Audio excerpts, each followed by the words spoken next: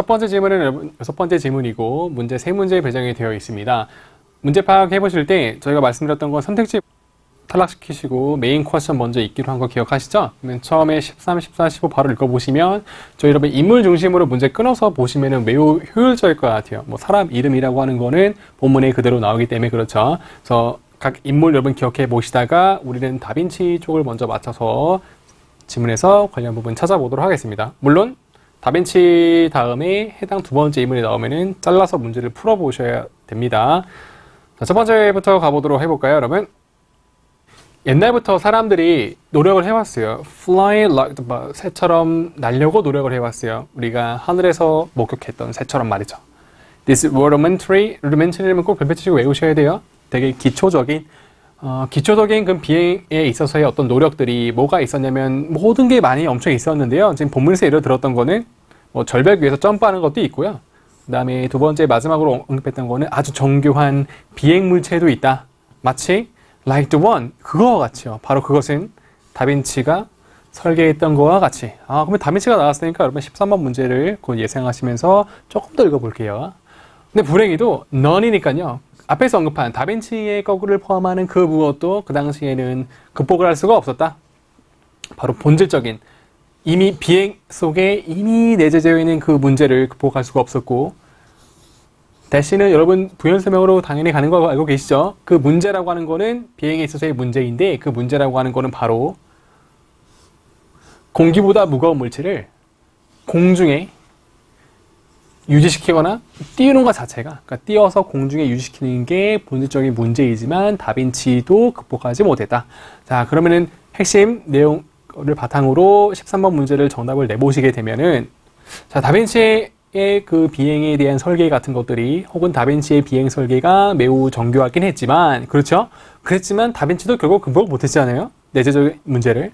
그러니까 다빈치가 만든 것도 너무 무겁기 때문에 너무 무거워서 공중에 떠올라서 거기서 한동안 머무를 수가 없었다. 본문의 내용과 일치하는 거가 되겠죠. 그래서 13번의 정답은 B번으로 여러분 가보시면 틀림없고요. 이번에는 14번 문제에 가볼 텐데요. 자, 다시 조지 켈리 해당 인물 찾아서 본문 가보도록 합시다. 자, 여러분 계속해서 가볼게요, 여러분. 더 케이스는 여러분 따로 꼭 외우세요. 그와 같은 문제점이 늘상 그래왔어요. 1800년대 중반까지는. 콤마 이하 부연 설명이죠. 이 1800년대에 우리가 찾았던 조지 켈리라는 사람이 발견해시기 때까지는 말이에요. 기초를. 그것은 바로 비행역학에서요. 그러니까 1800년대 중반에 이 사람이 비행역학에 대한 기초를 만들어냈고 이 사람의 해당 지식을 활용해가지고 켈리라는 사람이 만들어낼 수가 있었죠. 어떤 글라이더를요. 사람들을 태울 수 있었다. 자, 그러면 여러분 이 사람에 대한 설명은 비행역학에 대해서 기초를 이 사람이 다져서 사람들을 태울 수 있는 글라이더를 만들었다. 이 정도까지 정리하면 아주 완벽하게 여러분들이 정리를 하신 것 같고요. 아마 그 뒤쪽에 보시게 되면 15번 문제의 힌트였던 라이트 형제가 나오죠. 그러니까 바로 여기서 끊으셔가지고 14번 문제를 해결을 하셔야 되십니다. 14번 문제 정답을 내볼게요. 이 조지 켈리라는 사람이 글에 의하면은 그렇죠? 발견해내게 되죠. 베이직 기초를. 그러니까 비행역학에서의 기초를 발견해내었다. 관련 내용은 이렇게 되네요. 정답은 14번은 D번. 여러분 이번에는 15번 문제로 바로 넘어가도록 하겠습니다. 자, 라이트 형제를 생각을 하시면서 다시 한번 글을 읽어보도록 해볼게요. 비행에 대해서 관심이 증폭됐던 사람들 가운데는 우리가 찾았던 바로 라이트 형제가 있어요. 자, 15번 문제 힌트가 되고요. 눈 크게 뜨고 여러분 집중해서 읽으셔야 되죠. 자, 라이트 형제에 대한 설명이 계속해서 이어지게 됩니다. 이 켈리라는 사람이 만든 원리를 이용하고 그 다음에 라이트 형제가 만들었던 사실 이 디바이스는 이들이 본문상에서 보시면 터널을 만들었어요. 그래서 실험을 위한 그 터널을 이용해서 이 라이트 형제가 잘 봤죠? 바람이 어떻게 비행 물체를 영향을 주고 그리고 라이트 형제가 두 번째 했던 것은 개발을 혹은 만들어내게 돼요. 아주 정확한 수학 공식. 여러분 사실 수학 공식은 머리가 아파서 되게 싫은데요. 수학한다고 하는 건 우리가 계산을 많이 해야 되잖아요. 그래서 여러분들이 수학 공식을 보고 여러분들이 15번 문제에서 뭐를 푸셔야 되냐면은 이들이 비행에 필요한 어떤 계산을 정확하게 할 수가 있었다. 끌어내셔야 됩니다, 여러분. 라이트 형제가 비행에 필요한 수학 공식을 만들었단 말은 이들이 그 공식을 활용해가지고 계산을 정확하게 했다. 끌어내시면은 정답이 A번으로 연결이 되겠습니다. 그래서 정답이 A번. 여러분 이번에는 7번 지문으로 바로 넘어갈 건데요. 앞에 거랑 사실 다 똑같았어요. 다만 문제 수만 4문제죠. 해당 표현들 여러분 중심으로 가볼게요. 첫 번째는 사람들이 어떤 일이 일어나게 되는데 그걸 설명하려고 한다. 왜 설명하려고 하냐? 자, 두 번째는요. 어떤 상황에 대해서 우리가 통제력이 없다. 그러면 컨트롤 생각하셔야 되시고요. 18번 문제는 아무래도 콤마 혹은 다운표? 그러면 인용 문제죠. 인용 문구가 들어가게 되면은 이거는 따온 거니까 다른 사람의 표현이거나 본문에서 안 바뀌니까 반드시 키워드로 잡으셔야 되십니다. 그 다음에 19번 문제 같은 경우에는 사람들이 성공할 때 성공에 초점을 맞추면 될 것 같아요. 그래서 글의 흐름을 전반적으로 순서 일치를 생각하시면서 글을 읽어주셔야 되시고, 첫 번째는 우리가 왜 상황을 설명하려고 할까요? 그거에 대해서 한번 생각해 봅시다. 첫 번째 패러그래프 바라보시게 되면요. 바로 나오는 것 같아요, 여러분. 왜 그런가 볼까요? 유니버시라는 표현은 이제 누구나 갖고 있는 혹은 어디에나 있는 이런 뜻인데요. 그러면 누구나 갖고 있는 우리는 욕구가 있죠. 찾으려고 하는 바로 어떤 행위에 대한 합당함 혹은 정당성, 뭐 이유죠, 사실은요. 그 다음에 그 행동에 대한 이유, 왜 했냐? 그러니까 우리는 어떤 행동에 대해서 정당성도 찾고 싶어하고 이유도 찾고 싶어요. 그러면 결과적으로 16번 문제 Y를 끌어내셔야 돼요. 어떤 행동에 대한 이유를 찾고 싶어한다. 그 행동이라고 하는 거는 이하 부연 설명을 보시면 우리의 행동이든지 간에 우리가 만나게 되는 다른 사람의 행동이든지 간에 어쨌든 우리는 행동에 대한 이유를 찾고 싶어 해요. 자, 그러므로 이건 전부 다 뭐를 하기 위해서죠? 우리는 그러므로 그걸 통해서 결과적으로 밝혀내게 돼요. Who or what? 대체 누가 아니면 무엇이 그 행동에 대해서의 책임이 있는지, 즉 원인인지. 그러니까 여러분 우리가 사실은 어떤 행동에 대해서 설명하고자 하는 것은 그 행동이 실제로 뭐 때문에 그런 건지를 밝혀내고자 함이네요. 그죠? 자, 그래서 그러면 이걸 바탕으로 문제를 풀어보게 되면요. 이 글쓴이가 사람들이 일반적으로 설명을 하기로 되어 있다. 그 일이 왜 일어나는지.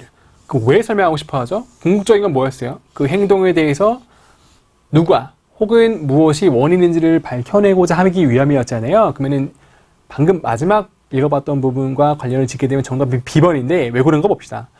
그러니까 우리 사람들은 일반적으로 타고난 어떤 얼지는 본문상에 나와 있는 need로 가면 되죠. 우리는 충동이 있다. 어사인은 부여하는 건데요. 혹은 지정하는 거예요. 그러니까 이 책임을 딱히 얘 때문이다. 아니면은 그것 때문이다라고 지정하고 싶어하는 기질이 있기 때문에 그건 정확히 앞에 나와 있던 해당 부분과 똑같은 말을 하는 거기 때문에 정답 B번으로 연결하시는데 무리가 없습니다. 정답 B번. 여러분 이번에는 17번 문제로 가볼게요. 17번 문제는 여러분 통제력이 없다는 거를 생각하시면서 컨트롤을 생각하시면서 질문을 읽어보시면 좋을 것 같은데요. 자, 2번 패러그래프를 바로 넘어오시면은 바로 컨트롤 표현이 보이시죠? 그러니까 여기가 바로 우리가 17번 문제를 풀어야 될 곳인데 앞에 내용은 간단하게 좀 볼까요, 여러분? 1958년도에 처음으로 제기가 되었던 바로 오스트리아의 심리학자였던 프레츠 하이드라는 인물에 의해서 처음으로 제기된 이 이론이 우리가 모든 이론을 알 수가 없어요. 여러분 그냥 가세요. 어떻게 그냥 attribution theory 뭔지 모르겠다. 자, 뒤에 설명이 들어가겠죠. 이 attribution theory라고 하는 거는 prisms 일반적으로 이렇게 봐요. 우리 모든 인간들의 행동이 사실은 동기부여가 되는데 첫 번째 internal 즉 내적인 거에서 혹은 두 번째는 외적인 거로 의해서 동기부여가 된다고 본다. 그러니까 우리 행동의 이유는 내적과 외적인 이유가 동시에 존재하는 게 해당 이론이 되는 것 같고요. 근데 later는 여러분 후자잖아요. 그러니까 아마 이제 외적인 거에 맞추면 될 것 같아요. 이제 외적인 케이스에 있어서는 상황들이 가끔씩은 인식이 되게 돼요. 바로 어떤 것으로? beyond 넘어선 거죠. 그러니까 우리 통제로 밖에 있는 걸로 인식이 되게 된다. 그러니까 비 오는 거 내가 어떻게 할 수가 없잖아요. 그것은 곧 결과적으로 뭐를 의미하게 되냐면은 사람들이 겪는 걸 의미해요. 뭐를? 자, 책임감에 대해서 지금 diminished로 설명했기 때문에 통제로 밖에 있는 거에 대해서는 사람들이 책임감을 덜 느낀다. 그러면 더 느낀다. diminished는 감소된 거죠. 그러니까 책임감을 덜 느끼게 된다. 그러니까 지금 비 많이 오는 거 내 책임 아니잖아요. 그렇죠? 그러면은 17번 문제는 바로 풀어보면 될 것 같은데요. 마찬가지로 패러프레이징 게임을 해보면 제일 좋을 것 같아요. 그래서 그러니까 내가 지금 통제력이 없다고 느끼는 이 사람들이 그럼 어떻게 하겠어요? 책임감을 더 느낀다, 덜 느낀다? 덜 느낀 거가 되죠? 그래서 정답을 덜 느끼는 거에 맞춰서 내보시면 정답이 B번이에요. 그래서 이 사람들은 자신들이 less responsible니까 책임이 좀 덜하다고 생각한다. 그 해당 어떤 일에 대한 결과에 대해서. 그래서 해당 표현은 이렇게 연결해서 풀어보시면 정답이 틀림없이 B번이 됩니다. 여러분 이번에는 18번 문제로 넘어가 볼게요. 18번 문제는 아까 봤을 때 또 잘 모르겠어요, 여러분. 이게 인용구다 보니까 뭐 용어일 수도 있잖아요. 우리는 correspondence bias를 찾아가지고 문제를 풀어봅시다. 우리는 세 번째 패러그래프 읽을 때 correspondence bias를 생각하시면서 글을 읽으셔야겠죠. 어떤 내용이 좀 이해가 되나요? 어떤 개인이 아주 격렬한 논쟁에 참여하는 상황에서 첫 번째, 두 번째는 그리고 그 사람이 왜 공격적으로 행동하는 이 상황에 있어서 그걸 바라보는 사람이 아마 상대방이겠죠. 아마 이렇게 생각한다. 아, 저 사람은 매우 화도 잘 내고, 그다음에 미난 성격이란 말은 되게 이제 사람들에게 되게 못되게 구는 걸 생각하면 돼요. 그러니까 저 사람이 지금 화를 내는 이 행동을 내가 지금 뭐라고 생각하는 거죠? 저 사람의 특정 화를 잘 내는 기질 같은 거를 좀 전가시키는 거잖아요. 그거를 attribution이라는 단어로 여러분들 이해를 해보시면 아주 좋겠어요. 그래서 이와 같은 저 사람의 행동에 대한 거를 저 사람의 성격 탓으로 돌리는 이런 전가라고 하는 거는 발생하게 돼요. 심지어는 봤을 때 이 원래 저 사람과 나의 이 논쟁이 애초에 뭐 때문에 발생하는 건지를 인식하는 것도 없이 그냥 자동적으로 일어나게 되고 오히려 그와 동시에 나의 상대방, 그 행동을 바라보는 사람들이 아예 이렇게 여겨버리게 되네요. 저 사람의 이 화를 내는 이 행동 자체는 뭐 때문이다? 나 때문이 아니고 저 사람의 성격 때문이다. 그러니까 이 상황에 나랑 현재 싸우고 있는 저 사람의 화를 내는 저 행동은 나랑 관련이 없고 저 사람의 온전한 성격 탓이다라고 좀 전가를 시켜버리게 되는 것이죠. 그러면은 이렇게 뭔가 상황을 바라보는 사람들이 내부적인 게 아니라 어떤 외적인 거로부터 초점을 맞춰서 행동의 이유를 찾는 이러한 경향이 뭐로 알려져 있냐면은 바로 우리가 찾았던 correspondence bias라는 것으로 알려져 있다. 그러니까 우리는 지문에서 설명이 다 나오기 때문에 뭐 모든 단어를 우리가 알 수가 없잖아요. 그죠? 그러면 이해를 해보시게 될 거는 이 대응 편향이라고 하는 즉 correspondence bias라고 하는 거는 동일한 행동에 대해서 어떤 행동에 대해서 책임을 뭐로부터 찾는 거죠? 외적인 요인이 아니고 그 사람의 혹은 그 어떤 사물의 내적인 걸로부터 원인을 찾는 걸로 이해를 해보시게 되면은 저희 18번 문제의 풀이가 좀 간단하게 될 것 같습니다, 여러분. 그러면은 이 대응 편향이라고 하는 거는 일어나게 된다. 사람들이 뭐라고 생각했을 때죠? 저 사람의 어떤 특정 행동이 뭐로부터 결정된다? 아, 그 사람 성격. 성격은 여러분 다시 봐보세요. 내적인 걸로 보는 게 맞겠죠? 그래서 아까 말했을 때 외적인 것이 아니고 성격 탓을 했으니까요. 그걸 보고 문제를 풀어본 거였어요. 그래서 18번 문제의 정답은 여러분들 D번으로 하는 게 당연히 맞겠죠. 여러분 이번에 19번 문제로 넘어가 볼게요. 19번 문제 힌트는 성공이에요.